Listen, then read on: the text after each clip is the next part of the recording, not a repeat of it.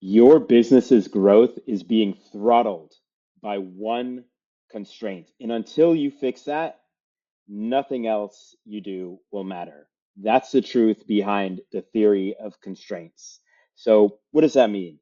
Every business has a particular bottleneck that is the most important, or particular constraint that is limiting growth. That could be lead flow, that could be sales process, that could be fulfillment, capacity, etc. And until the business fixes that one thing, scaling efforts, automation efforts, etc., like none of that is really going to matter. So here's an example. Like if you are earlier on and maybe you have a great product or service, but if you don't have enough leads, then it doesn't really matter how good the product or service is because nobody's even seeing it.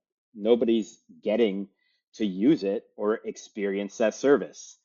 So at that point, you don't need to focus on making the product better. You don't necessarily even need to focus on, the closing aspect. Maybe you need to just focus on getting leads, getting people in the door, getting people onto sales calls, right? So that's the constraint. Now, maybe you're further down the pipeline. Maybe it is sales, but you need to determine what it is for your scenario, your business, and you need to hyper focus on that. So this is another one of those things that is incredibly high leverage. And instead of putting your time here and there and everywhere, because we have limited time, we have limited energy, if you focus on the most important limiting constraint, that is going to make a huge difference. So I would just focus on that, and then you can move forward and go on to the next thing.